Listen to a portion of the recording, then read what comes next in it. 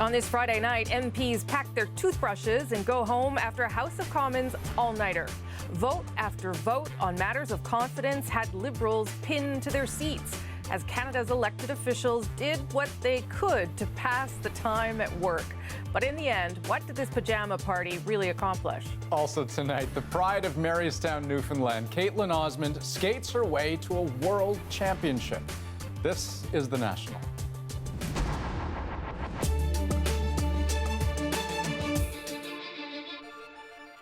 The all-night voting marathon that kept MPs in Parliament through the night and most of the day today is over. Lawmakers spent the last 2 days not crafting laws, but rather standing and sitting and whatever else they could do to pass the time, all because of a protest by the official opposition over how the Trudeau government handled the Prime Minister's trip to India and the so-called Jaspal-Atwal affair. So the House of Commons sat for, get this, 28 hours and 54 minutes.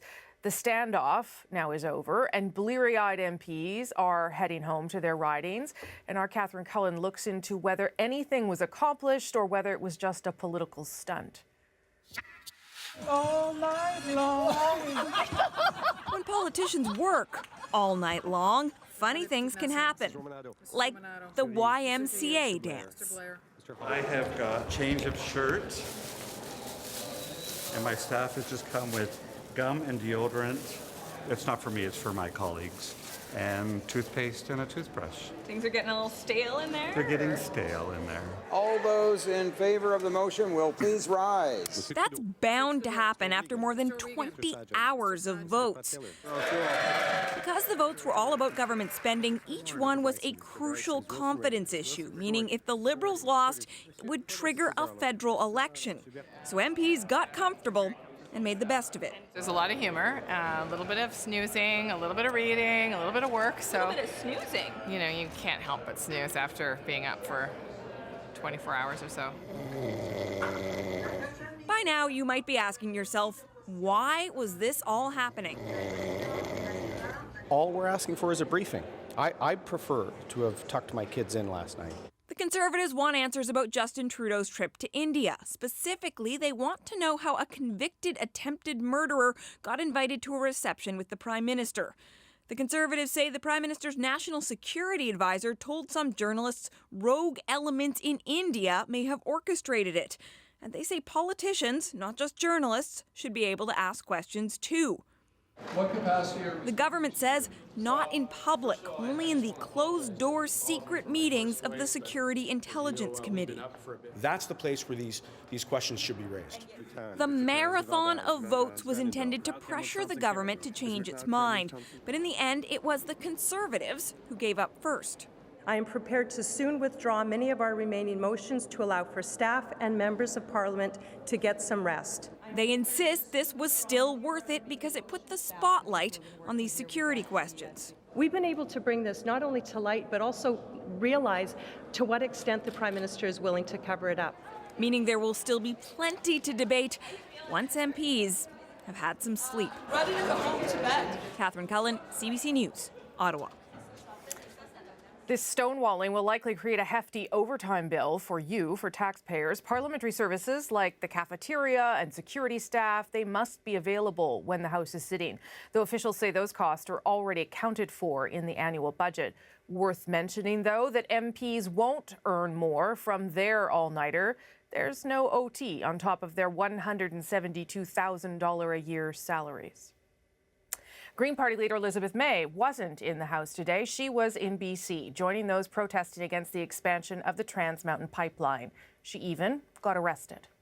I believe very strongly that the permits that were issued to Kinder Morgan did not represent a proper process. They did not respect the rights of interveners. They did not respect the rights of Indigenous peoples on this territory.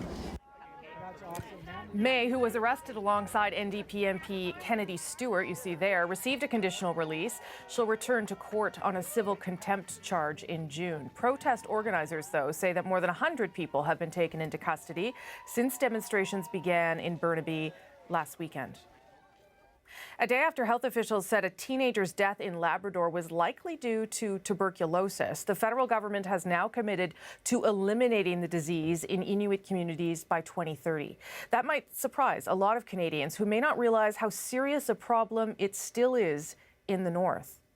Inuit peoples in dozens of communities across the Arctic are getting TB at rates 300 times higher than non-Indigenous people born here. The CBC's Evan Dyer has more on the problem and the proposed solutions.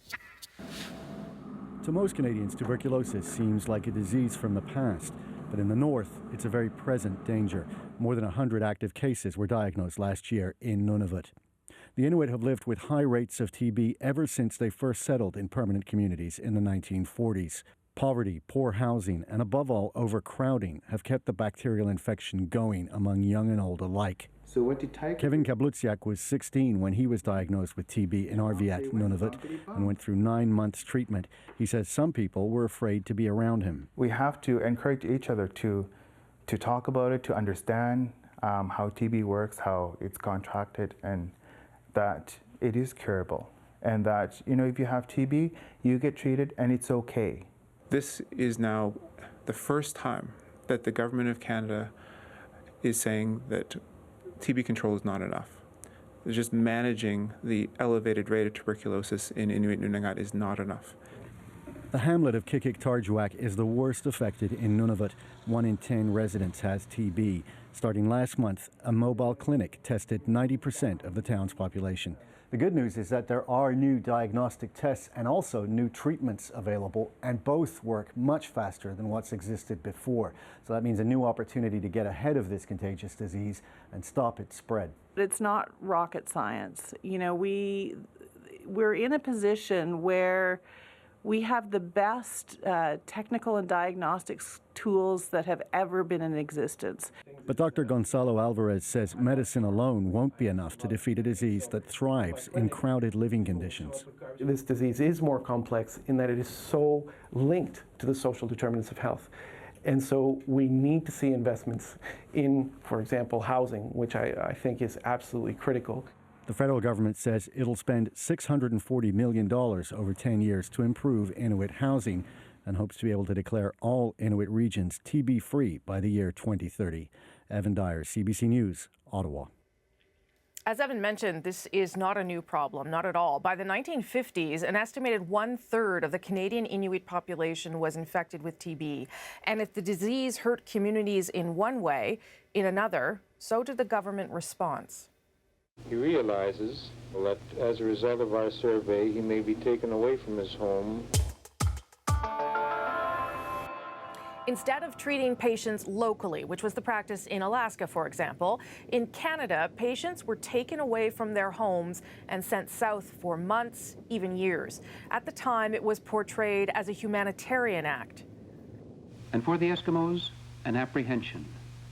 For the doctors and nurses aboard the Howe are concerned with their health, and their examinations may mean an exile in one of the crowded cities of their fellow Canadians to the south. The ship, the CD Howe, toured the north, diagnosing and spiriting people away for treatment. No shame in this number. It's a safeguard against confusion in the records. Throughout the 1950s, records show more than 5,000 Inuit were sent south. For perspective, Canada's Arctic then had a population of about 30,000. After 18 months, it's still not cured. But the loneliness is over. Children, in particular, could return estranged from their community. Many never returned. Families never told where they were buried. Foreign-born Canadians are also disproportionately affected by TB. They represent 20% of the population, but 70% of the cases of TB. Where we'll be in Ottawa with the Prime Minister to have a statement in acknowledging the wrong that was done to us many years ago. On Monday, Justin Trudeau is expected to make a formal apology to the Chilcotin First Nation. More than 150 years ago, 6 chiefs from that nation were accused of murder, convicted, and hanged. They were trying to preserve their traditional territory during a war with European settlers. In a 2014 landmark decision, the Supreme Court found the Chilcotin had Aboriginal title to segments of their traditional land. Turning to Europe now, Andrew, and after 5 months without a major terror attack in France, it was a deadly day for a small community in the south of that country. And Rosie, Paris, which has certainly seen its share of bloody violence, they are standing with that small town tonight. Have a look. This is the Eiffel Tower falling dark earlier this evening to honor those killed in today's terror attack, as well as a wounded police officer who risked his own life to save hostages. As for the attack itself, it seems to have followed an all too familiar pattern in France. Our Thomas Daigle pieces together what happened. The unnerving urgency felt in France many times before, with first responders rushing this time to a suburban supermarket. A gunman holed up inside with hostages and a trail of violence already left behind. The rampage started with a carjacking and shots fired at police in Carcassonne. The vehicle was driven to small-town Trèbes, where the violence continued. Police outside didn't risk storming in, while inside, witnesses say the attackers shouted, "Allahu Akbar, God is great," and pledged allegiance to ISIS. Le terroriste s'appelait Redouane Lagdim. The French Interior Minister identified the attacker as a 26-year-old known to police as a small-time drug dealer. Today, he reportedly demanded the release of Salah Abdeslam, the prime suspect in the 2015 Paris attacks that killed 130 people in several locations, including a crowded rock concert. It follows the kind of routine that we've seen over the last couple of years, that these things will just pop out of nowhere and people will be looking to take lives, but also make a political statement on behalf of ISIS. With eyes in the sky, one police officer boldly got inside when he volunteered to trade places with a hostage. He had the presence of mind to leave his cell phone connected. Police heard gunshots and ran in, killing the suspect. At the end of this bloody day, 3 others were dead. That daring officer rushed to hospital in critical condition. The French president honored him for his role in ending the siege. Il a sauvé des vies. He saved lives and made his country proud, said Emmanuel Macron. Police are now scouring the suspect's apartment as they try to determine his motivations and whether there's any further threat. Thomas Daigle, CBC News, London. The attacks on Paris in 2015 shook France to the core. 130 dead, more than 600 wounded. And it wasn't until 2 years later the national state of emergency was lifted. But the threat of attack remains high, as we saw today. 7,000 soldiers are deployed across the country at possible target sites. And the government says its vigilance is paying off, with more than a dozen potential attacks stopped last year. Let's turn our attention down south now, where you might say the confidence of the U.S. economy is teetering. On paper, it's got near full employment, strong growth, but the markets tell a different story. The S&P 500 sank just over 2% today, 6% over the last week. In fact, these are the worst 7 days U.S. markets have seen in more than 2 years. And why the sudden jitters? Well, it might have something to do with this man. In recent days, the U.S. president has slapped tariffs on China, launching what some fear could be a trade war between the world's 2 largest economies. Trump also appointed a new national security advisor, renowned America First foreign policy hawk John Bolton. Now, Bolton is described as a radical neocon, a warmonger, even a bully, depending on who you ask. So the move is making many people nervous. Keith Bogue takes a closer look. Nearly 5 months ago, I nominated John Bolton to be America's ambassador to the United Nations. John Bolton's foreign policy tilt has always made for difficult politics. In 2005, George W. Bush had to appoint Bolton to the United Nations when the Senate was in recess. Because Bolton's views were so hawkish, the Senate wouldn't have confirmed him if they'd been around for a vote. At the UN, he was an enthusiastic supporter of the Iraq War. Iraq's biological weapons program remains a serious threat to international... and warned constantly of the nuclear threat posed by Iran and North Korea. In private life, he's been even more bellicose. In an editorial last month, he called for a military strike against North Korea, and he's repeatedly recommended the same for Iran. I've never been shy about what my views are. Indeed, that's why former Bush ethics advisor Richard Painter tweeted, "Bolton is an invitation to war, perhaps nuclear war. He's the most dangerous man to serve in this administration to date." Now Bolton's trying to put some distance between his former self and his future self. Frankly, what I've said in private now is behind me, at least effective April the 9th, and the important thing is what the president says and what advice I give him. He has a history of being a warmonger. He's very trigger happy. Democrats in the Senate think Bolton's exactly the wrong person to have President Trump's ear on national security. I think he will exacerbate the worst tendencies of a president who likes to undercut diplomacy rather than embrace it. Although a cabinet-level appointment, National Security Advisor doesn't require Senate confirmation, so Bolton's appointment is secure. He'll figure in the coming negotiations between Trump and Kim Jong-un, if that meeting goes ahead. March has proved a transformative month for the Trump administration. What were thought to be the stabilizing forces in the White House, Secretary of State Rex Tillerson, Economic Advisor Gary Cohn, and now H.R. McMaster will all soon be gone. The personality of the administration is changing to better reflect the personality of the president. Keith Bogue, CBC News, Washington. And another major development in Washington today. The president signed a $1.3 trillion spending bill, but he didn't seem all that thrilled about it. There are a lot of things that I'm unhappy about in this bill. But I say to Congress, I will never sign another bill like this again. I'm not going to do it again. The bill seemed to ignore many of Trump's priorities. $1.3 trillion sounds like a lot, but there was comparatively little funding for his border wall, for instance, although it did include a big boost to military spending, which Trump spoke on at length. 34 Navy ships, F-35 aircraft. That's the most sophisticated aircraft in the world, jet fighters, total stealth. Tanker aircraft. The tanker aircraft is very important based on everything. Earlier on Twitter, Trump had threatened to veto the bill, which would have led to a government shutdown. Ahead tonight on The National, thousands gathered at a vigil in Washington tonight. Tomorrow, millions are expected at the March for Our Lives. We'll hear from Canadians who are heading south to fight for gun reform.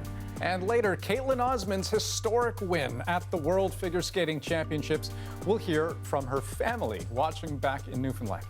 And we'll check in with Ian. He's in Vancouver tonight, and he'll join us from inside the Rogers Arena. Well, they're busy here with the final preparations for the Juno Awards ceremony, the biggest night in Canadian music. We're going to dig into some of the challenges for the industry in the wake of Me Too, and I'll introduce you to a very funny guy nominated in a new, old category.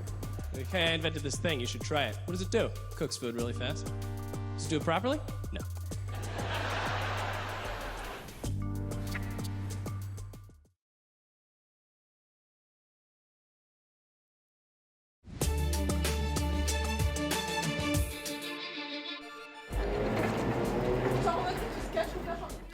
Tonight on The National, just a few hours ago, Cambridge Analytica's London headquarters were raided. Britain's information regulator obtained a warrant. They're looking into whether the data firm broke any laws and the way it used the Facebook data of millions of Americans for political purposes. The company says it did nothing wrong. Also tonight, the U.S. president has moved to ban transgender individuals from serving in the U.S. military, except in limited cases. The armed forces will have some latitude in implementing policies, and the Pentagon will reportedly continue to allow some to serve. Last summer, Donald Trump tweeted that he wanted to ban all transgender service members, leading to several legal challenges and a review of the issue by the Pentagon. An angry call to action is taking shape across the U.S. as high school students mobilize to make their voices heard like never before. Tomorrow's march in Washington could draw 1 million protesters demanding safer schools through tougher gun laws. It's just so exciting to me that my generation, that the people I'm friends with, are actually doing something and not just remaining passive. Across the country, young people are following the example of Parkland shooting survivors, banding together to make their anger count. Just seeing all of the recent headlines of violence in our schools, I'm honestly fed up, and I'm really, really inspired. Most of them can't even vote or legally drink, but it's intoxicating for some to anticipate the power they will soon have. We're the next generation who's going to get to vote, so we're going to be able to vote them out of office if they don't do anything to protect us. Tonight, at a Washington prayer vigil in advance of tomorrow's march, people paid tribute to shooting victims. Their lost lives now galvanizing a generation. The students are organizing and protesting and demanding action be taken now to end this bloodshed. That enthusiasm has rolled right across the Canadian border and inspired some U.S. citizens living here. Ron Charles caught up with them. They are getting ready for a long 9-hour overnight bus trip to add their voices to tomorrow's gun control rally in Washington. Most are people with U.S. citizenship living in Canada, people like student Connor Allison. You know, students should have to focus on academics, studying, not having to dodge from bullets, right? I think we've seen decades of mass shootings, and enough is enough. Alex Nelson is a dual citizen. Well, they should show their support by writing their congressmen or their elected officials in order to get legislation passed that restricts the access to guns so these things don't happen as often. I was born in the States, but I grew up here in Canada. And I find the gun laws appalling in the U.S., and I just don't understand the gun culture at all. The bus was chartered by the group Democrats Abroad, an arm of the U.S. Democratic Party. The group's Toronto chair says there was strong demand in Canada to attend the Washington rally. It's very moving and nothing like anybody's seen since the 60s. Or, you know, no, children haven't stepped up before in such a way where politicians will listen. This mother and daughter are dual Canada-U.S. citizens and members of Democrats Abroad. Annie Perry will be joining the Washington March. As an American and a Canadian citizen, I can vote in the state. So besides just marching, I can vote. Her daughter, Shannon Perry, plans to attend a support rally in Toronto, one of 16 organized in cities across Canada. It's something that I'm really passionate about. I have friends who have lost friends to gun violence. As the sun sets in Toronto, the bus gets on its way. The people inside filled with a sense of anticipation about what they may be able to accomplish in Washington tomorrow. Ron Charles, CBC News, Toronto. All right, let's take a look at what else we're working on tonight. When marijuana is legalized, what happens to people's drug convictions? We'll take you to California, where they're already tackling that issue. But first, as the Junos prepare to celebrate the best in Canadian music, we'll look at the push tonight to get more women involved in the industry. In my entire career, I've only ever worked with one female producer. And I think that's a shame. Can I swear? You can. Bitch. Yes. Be a bitch. That's okay to, it's okay to be a bitch. A broad and total control of herself.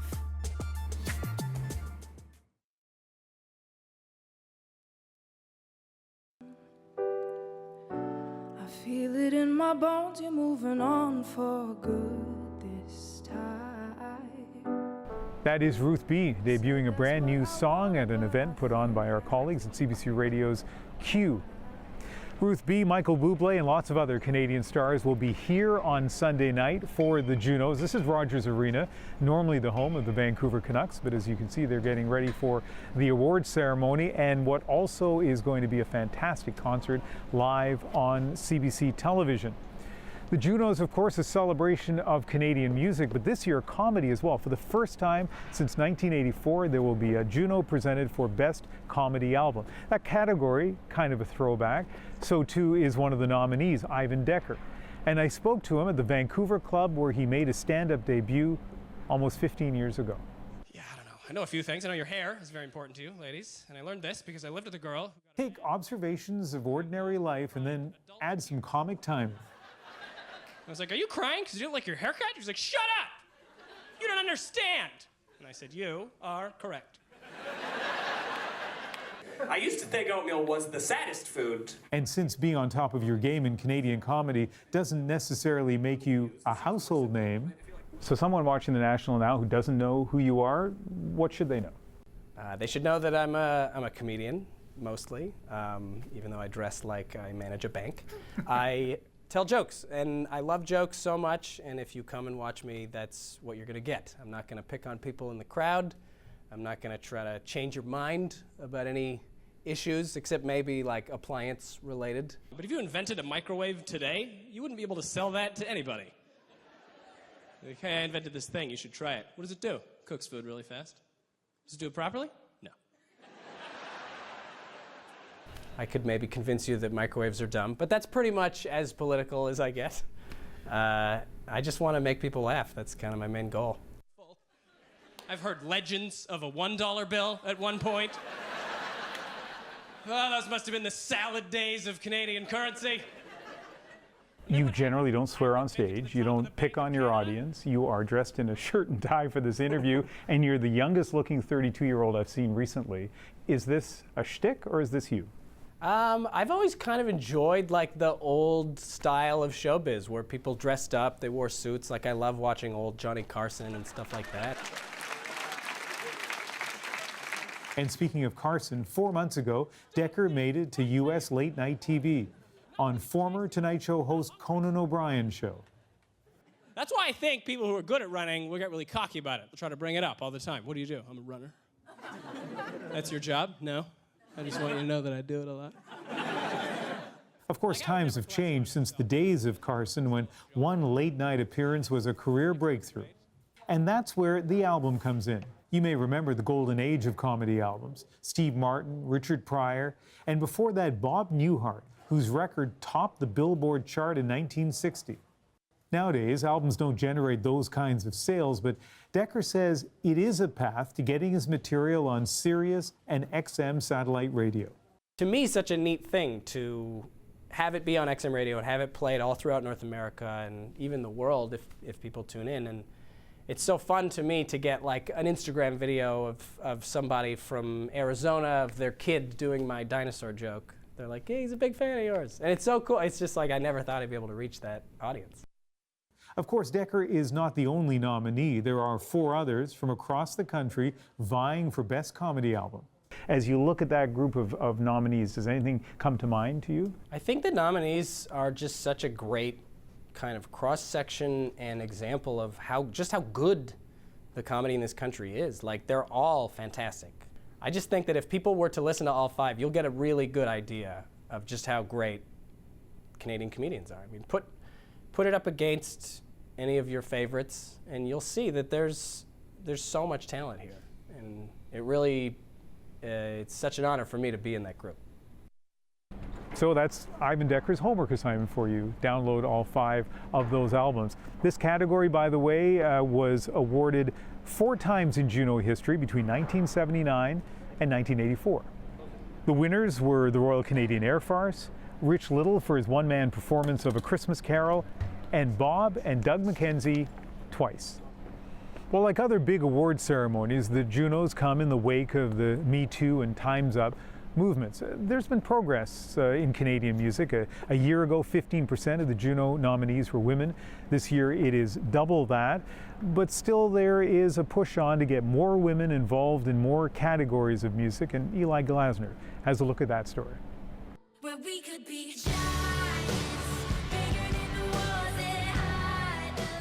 With 2 Juno nominations and 4 albums, Lights is a rising star in the Canadian music scene. But when she looked for other women to work with, her frustration led her to tweet, "Female producers out there, show me your stuff. SoundCloud, YouTube, whatever.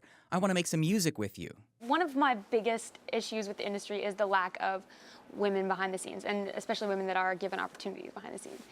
In my entire career, I've only ever worked with one female producer, and I think that's a shame. Lights wants to see more women behind soundboards, running venues, writing songs, all facets of the industry.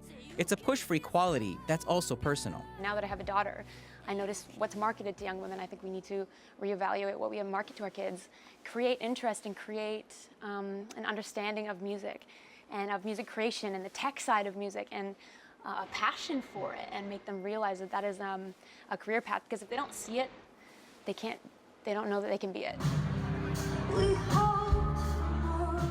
Alyssa Roz is a pioneer in a male-dominated business. She's a live sound technician who ensures bands like Always or the Arkells sound perfect. But a decade ago, she graduated into what she says was a toxic environment. It was a really hard lesson for the first couple of years. I almost quit just because of the amount of, there's sexual assault, harassment, and just the general assumption that women don't know what we're doing. To cope, Roz changed who she was. I lied for a while and I said I was queerer than I was, and I chopped off my hair and I dyed it dark, and I learned how to be very macho, very butch, and that really helped distance that sexuality from myself in the workplace. And let's bring it all the way up to unity. These days, she's more comfortable, whether it's teaching students or spending nights behind the soundboard, where she still surprises technicians from other bands. So they come in, and a lot of times they've never met a female sound tech before. I'm the first one that they've ever met, and so the assumption is that I don't know what I'm doing because I've never worked with a female sound tech before. No, just the range, the block knob. But in studios and classrooms, a new wave of women are working to change that. Yeah, they're on independent right now, so you can just go like this. At this private media college, the number of women in the audio production program has more than tripled since it began in 1989. They may be entering a mainly male workplace, but they're not intimidated. I think you just kind of have to work a little bit harder to prove yourself, and that's okay. Be can I swear? You can. Bitch. Yes. Be a bitch. That's okay to. It's okay to be a bitch. A broad in total control of herself.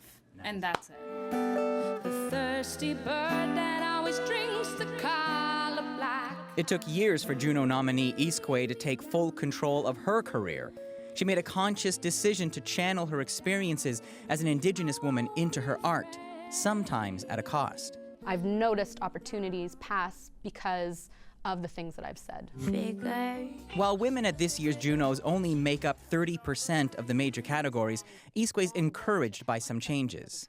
I'm not naive to think that this is going to be an overnight thing. I'm not naive to think that, we're at a state now where we can be taking our hats off and calling the job done. I think that a lot of work needs to happen. A lot of that work falls on this man. Alan Reid is the head of the Canadian Academy of Recording Arts and Sciences, and he's encouraged by the emergence of new voices. You can't take away the success of The Weeknd or Shawn Mendes. They've had massive records. And there was a time back in the 90s when Celine and Shania and Alanis and Sarah were dominating the charts. I think there's some amazing females that are out making, watching Alessia Cara, what she's done in the last sort of 2 years, from virtually being unknown, winning Breakthrough Artist at the Junos, and now this year winning at the Grammys. It takes time, but it's all about just, development. Reid says the hope is with more women being welcomed into the industry, future Junos could see a more equal mix of voices. Eli Glasner, CBC News, Vancouver. Well, if you don't have a ticket to the show here at Rogers Arena, as I mentioned earlier, CBC Television will be showing the Junos live Sunday night starting at 8 Eastern, 5 Pacific, and here are a few things to watch for. It's going to be really fun to get up on stage and do 4.5 minutes of older songs. The Barenaked ladies are being inducted into the Canadian Music Hall of Fame and will reunite for a one-time performance. They haven't played together since former frontman Stephen Page left the group almost a decade ago. Gord Downie is posthumously nominated for 3 awards for his last solo album, Introduce Yourself. The lead singer of the Tragically Hip, who died of brain cancer last October, will be honored with a special tribute performance. A few people you might see a lot of Sunday night, Arcade Fire and Daniel Caesar. They're tied for the most nominations, 5 apiece. I wanna be a great one.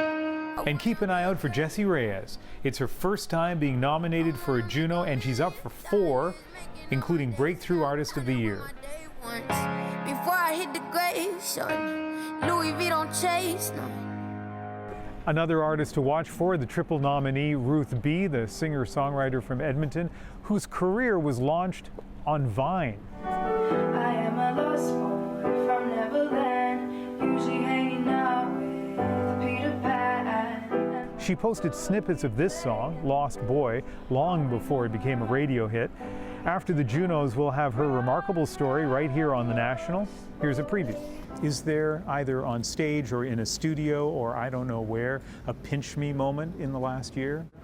Many, I would say. I think every night that I just finished up my tour, and every night that I would go up and the kids were singing my songs with me, I'd never get used to it. I think it's so crazy because I wrote most of those in my room with the idea that no one would ever hear them, and so to have people kind of sing them with me was always pretty surreal. So that story's coming up Sunday on The National after the Junos telecast. Time for a short break, and after that, back to Andrew and Rosie.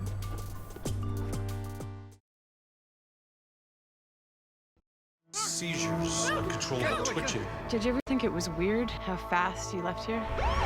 Didn't think I hadn't would ever set foot in this town again. Dad, what happened here? There's something you're not telling me. Burden of Truth. New episodes, Wednesdays at 8 on CBC.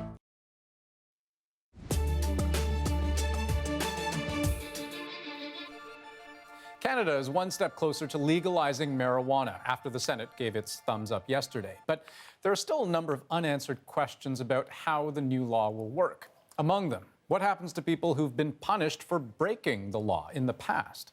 More than 23,000 Canadians were charged with cannabis-related crimes in 2016 alone. Of that, more than three-quarters were for possession, something that will soon be allowed. So there's an argument for granting those people amnesty, because even one conviction can affect the rest of your life, whether you get that job or that bank loan, for example. Now, this is a problem California has already had to tackle since it legalized pot in January. So we had Kim Brunhuber look at part of its solution. Case number and then the felony. And then Picture a drug dealer. You're probably not imagining someone like Brianna Quintanilla, a 26-year-old mother of three, but her rap sheet is a novella of wrongdoing. Easy money, easy pay, fun life, which then led me to prison. She got out in January. Now she wants to make a new start, get a job. Marijuana related or something else? It was a lot. Which is why she's here. In this tent, legal experts are holding a so-called expungement fair. California's new pot laws provide a pathway for people to overturn marijuana convictions. According to one estimate, almost 500,000 Californians might be eligible. Hundreds of those are here now, getting free advice on how to go about it. Look at the crowd. Most are Latinos and African Americans, not because they commit more marijuana offenses than white people, experts say, but because they're 3 times more likely to be arrested for them. And what legislation like the marijuana regulation in California and others have done is have begun to scale back the history of the war on drugs and its devastating effect it's had in communities.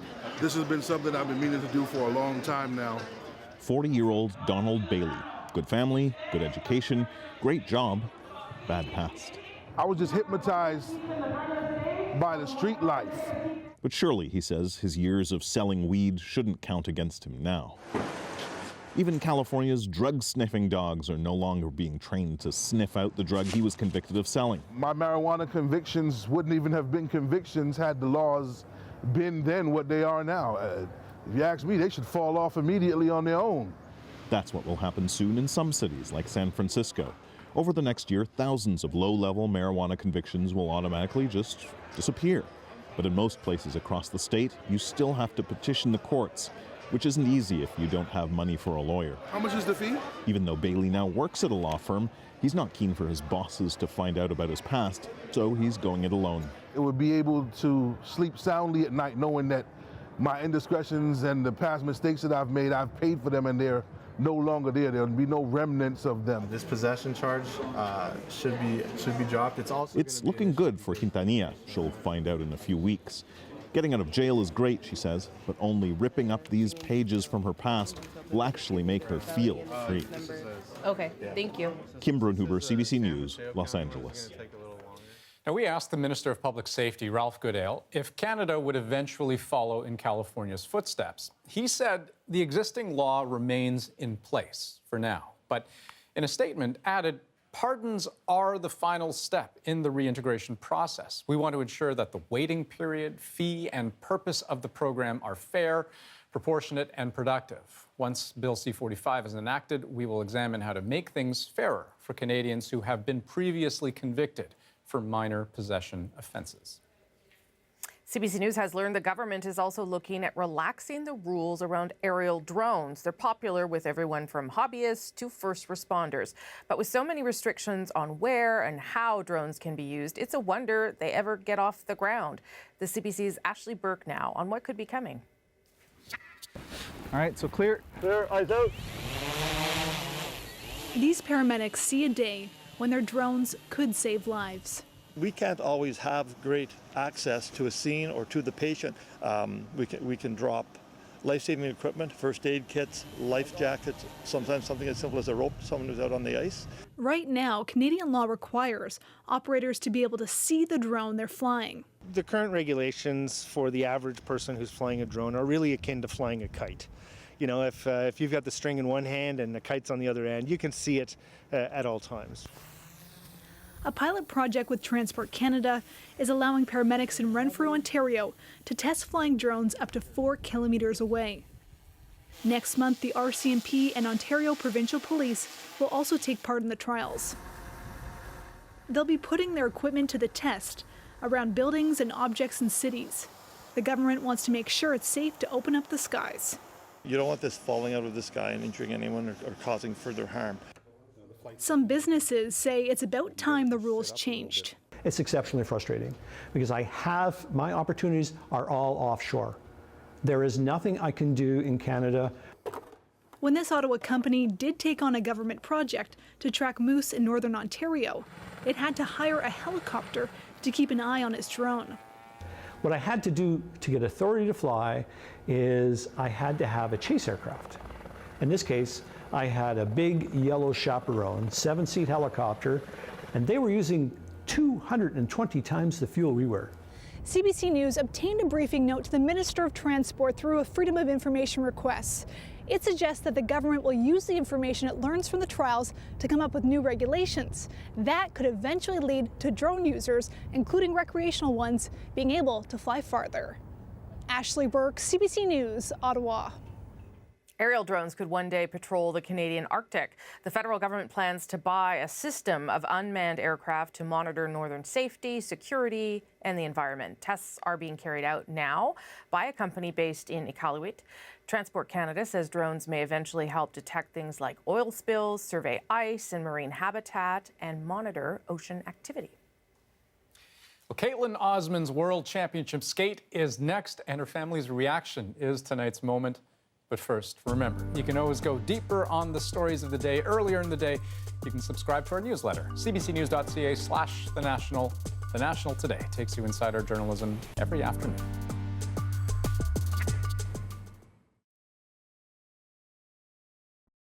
As Pyeongchang 2018 comes to a close, the Olympic journey continues.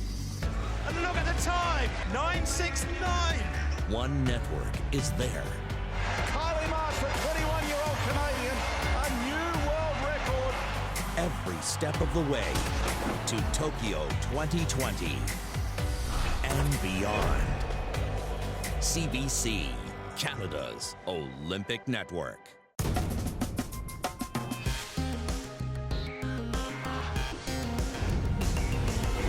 The stories behind the story. The Weekly with Wendy Mesley, Sunday morning at 11 on CBC. The Dragon's Den audition tour begins February 10th. Get your pitches ready.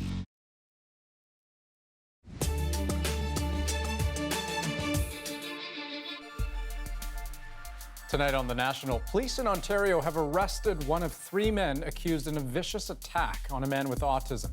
21-year-old Parmveer Singh Chahil was tracked down today at his mother's home in Windsor. His mother and brother were also arrested and charged with accessory after the fact. Police are still searching for 2 other suspects believed to be in the Greater Toronto area. After days of criticism over the way Facebook handles its users' personal data, today the push to boycott the platform got a pretty big boost. Elon Musk, the founder of SpaceX and Tesla, has deleted the Facebook pages for both companies. Some folks on Twitter egged him on to do it, and he just did. Altogether, his company's Facebook pages had more than 4 million likes. And if Apple has its way, the emoji family will eventually grow to include characters representing people with disabilities. The tech giant is proposing 13 new additions. Ultimately, it's up to the Unicode Consortium. That's a nonprofit organization that sets the standard for emojis. They'll decide whether they'll be added.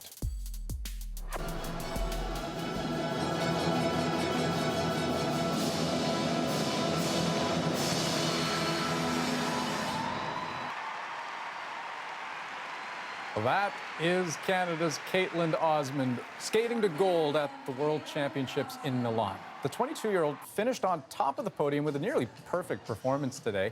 And this win is a first for Canada in 45 years.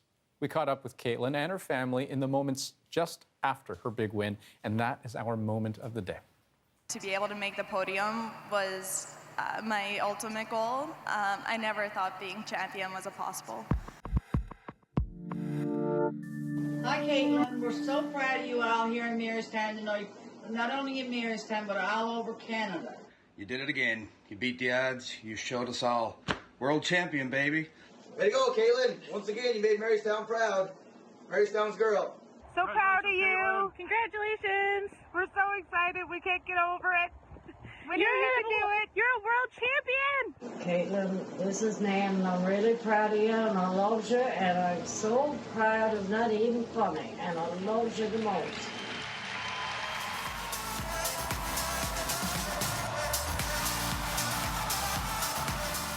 And Rosie, I gotta say, I just love how her hometown of Marystown in Newfoundland and the people in it, they all have this exceedingly long history of being just so proud of her accomplishments. There's a Caitlin Osmond Arena, there's a Caitlin Osmond Drive. She has the key to the city. They love her. That brought a little tear to my eye. All the family lined up on the couch with the bad lighting, congratulating her.